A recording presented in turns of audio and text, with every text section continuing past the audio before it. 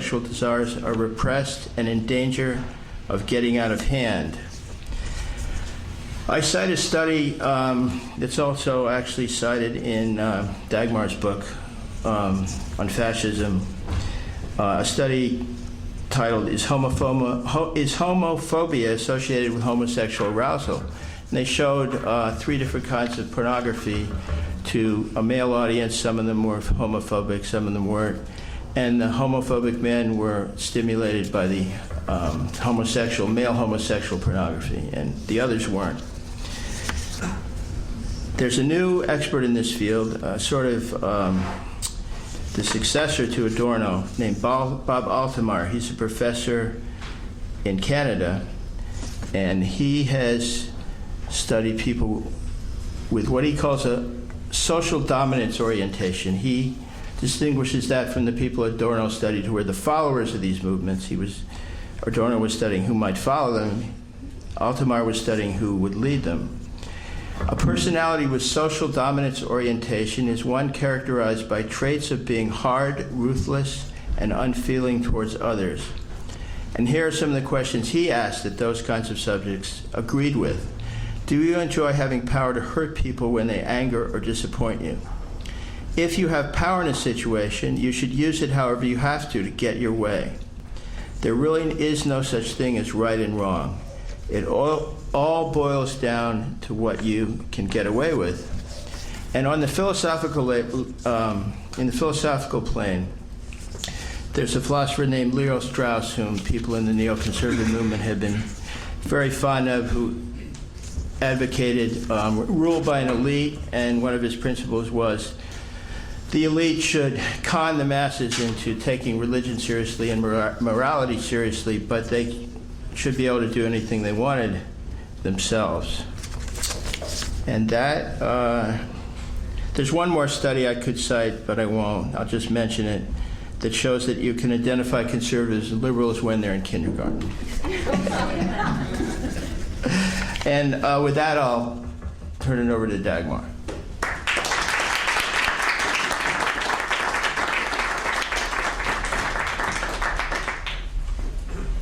Okay, I was very bad at playing flute in high school, and this is what this sort of thing reminds me of. If you change the angle, it probably would sound better.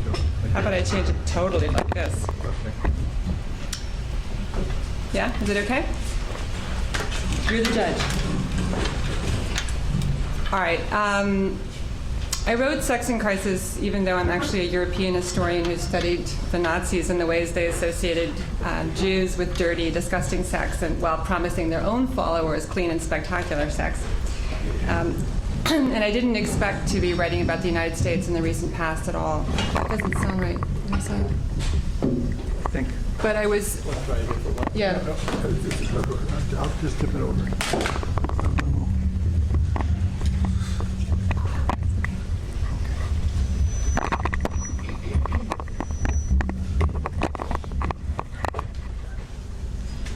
But I grew up in the Bible Belt South, and in the 70s and 80s, and it was a beautiful, sensual place, and the evangelicals were much wilder than me. I had the strictest parents in the county, and I knew that evangelicalism did not need to be the way it was in the Bush years, and I wanted to understand how the religious right had managed to take over the terms of conversation so quickly, how suddenly liberals and Democrats had gotten so intimidated in the last 8 years on the Bush government that they couldn't defend sex outside of marriage anymore.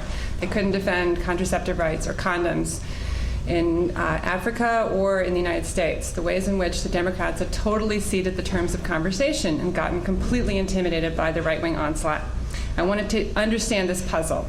And so I tried to figure out how this happened over the last 10 to 15 years of the religious right to come to power, and how they use sex in order to, first of all, gain power in state legislatures, and also within all the evangelical denominations and mainstream Protestant denominations, and then ultimately take over the Congress and the White House.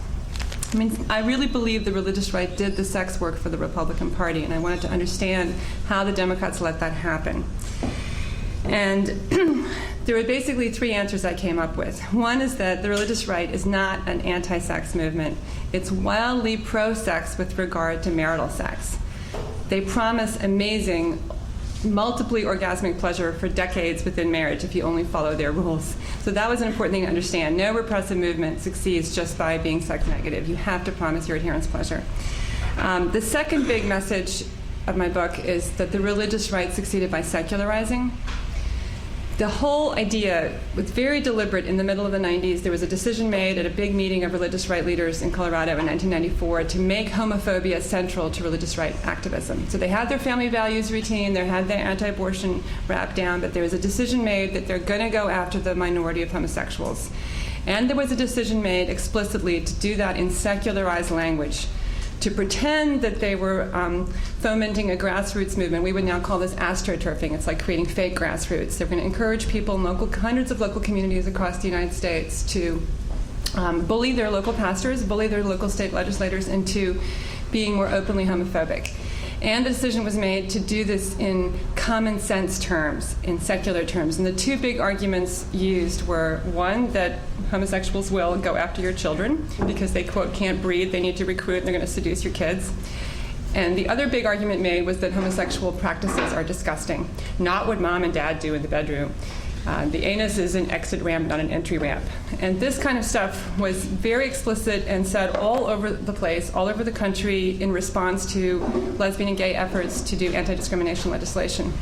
The gay and lesbian movement had become much more visible, of course, in response to the scourge of HIV and AIDS. And so they were an easy target.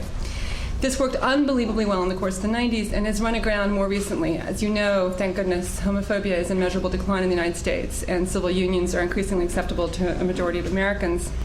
So, meanwhile, the focus has shifted to a renewed assault on women's reproductive rights and access to contraception for unmarried women, and to a generalized attack on sex outside of marriage, and a re-shaming and a re-policing also of marital sex. So, one of the big things that's happened is a secularization of the message, not just against homosexuals, but more recently also in abstinence education, they're not allowed to bring God into the public schools. So it's not about hellfire anymore, right? All the abstinence messaging is about low self-esteem. Repression has now been repackaged as promotion of mental health. In 2006, the Bush administration mandated that any curriculum that was taking federal funding, and at that point 46 of the 50 states took federal money, must communicate the information, and I put that in quotes, that sex outside of marriage can cause depression and suicide. The whole idea is that sex is dangerous outside of marriage. Only when it's within a meaningful, committed relationship is it okay. And I know that many states now, 25 states, have finally rejected federal abstinence money, but they are continuing to argue that they're going to promote abstinence first. And in these curricula, we're not just withholding information about condoms and contraceptives, we're actively lying to young people. Federal law, already under Clinton, this was attached to the welfare reform bill in '96. We are mandating that students be told, both in the abstinence-only curricula, which are taught in 1/3 of all public schools still, and also in the Abstinence Plus, which are abstinence-based but then include information on condoms and contraceptives, that sex outside of marriage is likely to have harmful psychological and physical effects. 95% of Americans have engaged in premarital sex, and in their hearts most know that it's made their marriages stronger. But this is not sayable in the public sphere. You will not find a Democratic politician who can say forthright, there's nothing wrong with sex outside of marriage. That's a sign of how much the terms of debate have been taken over. And the biggest thing I figured out, in addition to this promise of pleasure, and I want to tell you a little bit more about that, because one of the most depressing things I did in the last 2.5 years was read a lot of Christian sex advice manuals, is that they played on elemental fears. Everybody is afraid about the relationship between sex and love, about not being found desirable anymore, about not having pleasure as good as it could be. This is human to be worried about these things, and this is precisely what the religious right succeeded in playing on, and why Democrats were caught off guard. This is especially true in the era of Viagra, which was discovered by accident in 1998, and was quickly followed then by a search for a pink Viagra for women, because that's a large market niche. And in addition, it has to do with the explosion of internet porn and the anxiety that something else is turning your partner on besides you. And religious right leaders have been unbelievably effective, again, in using secular messages. They're all about taking over the language of therapy speak and the promotion of mental health. So let me just give you a little bit of a glimmer of the information that the religious right is not sexually uptight. It's lasciviously explicit. It's explicit both about